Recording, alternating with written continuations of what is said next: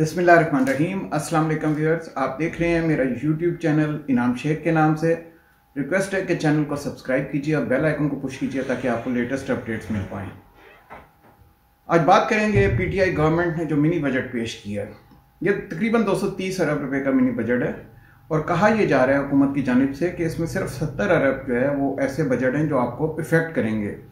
बाकी का जो बजट है वो अमीर तबके के लिए, गरीब तबके के लिए नहीं है।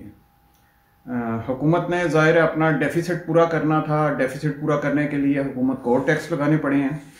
और टैक्स लगाने का मतलब है कि और ज़्यादा महंगाई होगी, आवाम के लिए मुश्किलात बढ़ती चली जाएंगी। जैसे जैसे टैक्सेस लगते जाते हैं दिन ब दिन वो चीज़ें महंगी होती जाती हैं। पहली चीज़ें काफ़ी महंगी हैं, आवाम की इस्तात से बहुत सारी चीज़ें बाहर हैं और अब मज़ीद टैक्स लगने से ये छोटा मिनी बजट जिसको कहा जा रहा है, मज़ीद मामलात आगे चलते जा रहे हैं।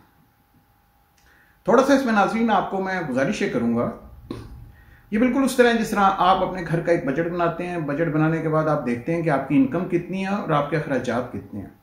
और जब आप अपनी इनकम मीट नहीं कर रहे होते तो फिर आप मुख्तलिफ तरीके ढूंढते हैं, मुख्तलिफ एवेन्यूज़ ढूंढते हैं कि इस तरीके से मैं अपनी इनकम बढ़ा लूँ, इस तरीके से इनकम बढ़ा लूँ ताकि मैं अपने अखराजात को उनको पूरा कर सकूँ।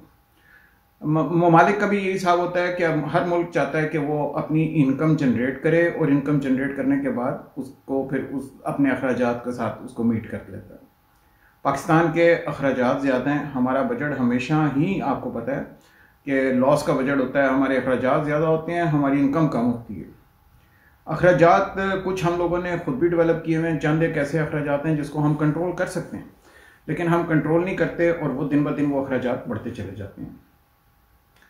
आपने देखा होगा कि हर आने वाली हुकूमत यही कहती है कि आपको ये 2-4 साल मुश्किल हैं, पिछली हुकूमतें ख़राब कर गई थी, इसके बाद अब आपको आगे रिलीफ मिलेगा। और फिर आवाम उसी लॉलीपॉप के अंदर आ जाती है और वो रिलीफ के चक्कर में वो बर्दाश्त करती चली जाती है। इसके अलावा क्या हमारे पास कोई चारा भी है? नहीं है। तो इसका मतलब फिर बर्दाश्त ही करना पड़ेगा। मिनी बजट रिसेशन तो वैसे ही साल में तकरीबन 4 से 5% वर्ल्ड ओवर रिसेशन रहता है हर कंट्री का।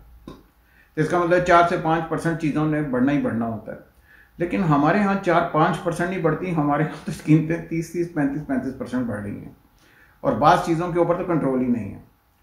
अभी मिनी बजट के आने से फिर दोबारा से बहाना मिल गया है उन तमाम मैन्युफैक्चरर्स को कि वो अपनी कीमतें बढ़ा दें। अभी उन्होंने पिछले दिनों कीमतें बढ़ाई हैं। अगर मैं डब्बे वाले दूध की बात करूँ, पिछले दिनों कीमतें बढ़ाई हैं, फिर उनको बहाना मिल गया कि हाँ जी हमारे ऊपर टैक्स लग गया, कीमतें बढ़ जाएंगी। और चीज़ों के ऊपर इसी तरह उन्होंने फिर दोबारा से बहाना मिल जाएगा कि ये प्रोडक्ट्स के ऊपर टैक्स लग गया है, कीमतें बढ़ जाएंगी। दिन ब दिन हर चीज़ की कीमत ऊपर जा रही है। कहीं पे हुकूमत को ये सोचना पड़ेगा कि इन चीज़ों को कहाँ पे हमने रोकना है, कहाँ पे हम इनको काबू करें कि अवाम की इस्तात से तो बाहर हो चुकी हैं, लेकिन चलें अब इनको कम करना तो दरकिनार, वो तो खैर भूल ही जाइए। अब तो अवाम ये कह रहे हैं कि हर दिन जो कीमतें बढ़ती हैं या हर माह जो कीमतें बढ़ती हैं वो तकरीबन खुदारा किसी तरह रोक दीजिए। और ये मैं किसी लग्जरी आइटम की बात नहीं कर रहा, बेसिक फूड आइटम्स की बात कर रहा हूँ कि उनके ऊपर किस तरह से टैक्स लग रहे हैं और किस तरह से वो चीज़ें बढ़ती चली जा रही हैं। ये आप सारा कुछ देखते जा रहे हैं। यूटिलिटी बिल्स पे हर चीज़ बढ़ गई, बिजली के बिल बढ़ गए, गैस के बिल बढ़ गए, इंटरनेट के बिल बढ़ गए, हर चीज़ बढ़ती चली जा रही है।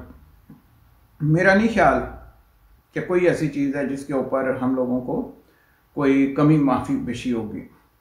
प्राइसेस हमसे वो चार्ज की जाती हैं। इंटरनेट की प्राइस ही मैं आपसे गुजारिश कर लेता हूँ। जो इंग्लैंड जैसे मुल्क में जिसकी इनकम हमसे कई गुना ज़्यादा है, हम वो इंटरनेट की प्राइस पे कर रहे हैं। सुई गैस की प्राइस हम वो पे कर रहे हैं कि जो अल्लाह की पनाह। बिजली की प्राइस हम वो पे कर रहे हैं जो शायद अमेरिका में भी इतनी प्राइस नहीं है। आप एक दफ़ा ज़रा सर्च कर लीजिए, आपको आइडिया हो जाएगा। ऑस्ट्रेलिया में भी इतनी प्राइस नहीं है बिजली की जितनी हमारे यहाँ।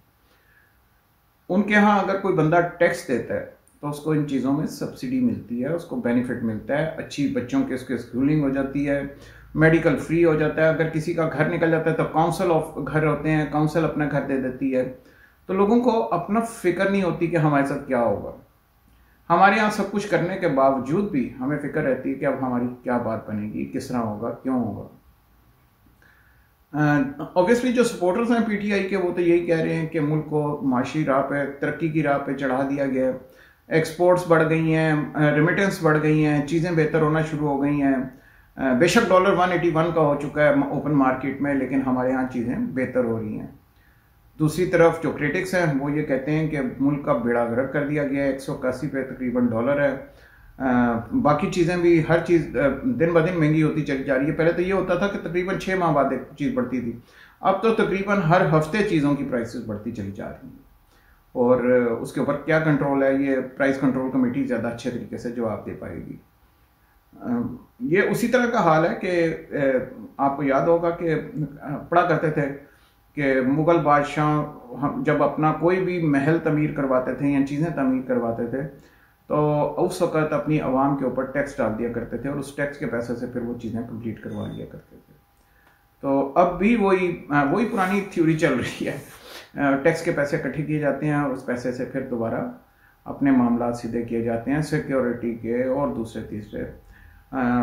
आप खुद देख सकते हैं कि हमारे यहाँ माशाल्लाह अल्हम्दुलिल्लाह कितने MNA हैं, कितने MP हैं, कितने सेनेटर्स हैं, सबके पर्क्स क्या क्या हैं, क्या इतने पर्क्स होना ज़रूरी भी थे, क्या इतनी सैलरी होना उनकी ज़रूरी थी। ये सारी चीज़ें हैं जिसके ऊपर अवाम को बहुत ज़्यादा तशवीश है। और वो उनका कहना यह है कि MP MNA की सैलरी उतनी होनी चाहिए जितनी एक मजदूर की होती है, ताकि उसको पता हो कि मेरा गुजारा किस तरह से हो सकता है। लेकिन ज़्यादातर हमारे यहाँ MNA MP माशाल्लाह बड़े वेरी वेल ऑफ हैं, मल्टी ट्रिलियनर्स हैं। उनको बेशक आप सैलरी ना भी दें, फ़र्क नहीं पड़ता, डजंट मेक एनी डिफरेंस, लेकिन बहरहाल उनको सैलरी भी मिलती है, पर्क भी मिलते हैं, हर चीज़ वो इंजॉय करते हैं। तो ये तो एक अपनी जगह पे रहा। बाकी महकमों का अगर आप जिक्र कर लें, सरकारी महकमों का, उसमें कितने लोग डिलीवर कर रहे हैं, मेरे से बेहतर शायद आप उसका जवाब दे सकते हैं। हर सरकारी महकमे को उठा के 1 बाय 1 देख लें और उसमें कितना को डिलीवर हो रहा है ये आप बहुत बेहतर तरीके से जानते हैं। किसी सरकारी महकमे में चले जाएं, आपको आइडिया हो जाएगा कि आपके साथ क्या किया जा रहा है, क्या सलूक किया जा रहा है और किस तरह से काम होता है। बगैर रिश्वत के कितना काम होता है, रिश्वत दे के कितना काम होता है। तो ये सारी चीज़ें एक ओपन सीक्रेट हैं। मिनी बजट पे मैं दोबारा आऊँगा। मिनी बजट से कोई पाकिस्तान को अगर कोई फ़ायदा हो रहा है तो बहुत अच्छी बात है, बिल्कुल होना चाहिए पाकिस्तान को फ़ायदा। अगर पाकिस्तान को इससे नुकसान हो रहा है तो वो भी देखना पड़ेगा। IMF की कितनी शराइत और मज़ीद हैं जो हमने मांगते चले जाना है, हमने FATF की कितनी शराइत है मज़ीद जो मांगते चले जाना है। इन चीज़ों के ऊपर मेरा अपना ज़ाती ख्याल ये है कि अवाम को काफ़ी तशवीश है कि IMF के आगे हम जिस तरह से चलते जा रहे हैं या वर्ल्ड बैंक के आगे जिस तरह जा रहे हैं या FATF की जिस तरह हम बातें मान रहे हैं, तो क्या वो हमारे लिए अच्छी हैं और क्या हमारी इकॉनमी के लिए बेहतर हैं, और क्या यही शराइत, बिल्कुल यही शराइत जो हमारे पे लागू की जाती हैं, क्या ये भारत पे भी लागू की जाती हैं, क्या ये इंडिया पे भी लागू की जाती हैं, क्या ये बाकी ममालिक पे भी लागू की जाती हैं। सेम शराइत अगर मैं कहूँ, इसी किस्म की शराइत क्या उन कंट्रीज़ पे भी जिनको अमेरिका पसंद करता है उन कंट्रीज़ पे भी ये शराइत लागू की जाती हैं। ये ज़रा सोचने वाली बात है। तो बहुत शुक्रिया आज का प्रोग्राम देखने का। मैं भी समझता हूँ कि इस मिनी बजट के साथ चीज़ों के अंदर फिर महंगाई होगी, जो कि आगे लोग काफ़ी पिसे हुए हैं। PTI को मशवरा ये है हुकूमत वक्त को कि आप प्लीज़ अवाम के मसाइल का, दुख दर्द का अजाला कीजिए, खुद सोचिए कि अवाम बड़ी मुश्किल से गुजर रहे हैं। Thank you for watching today's video. इंशाल्लाह अगली वीडियो में फिर मुलाकात होगी। Until next time, take care.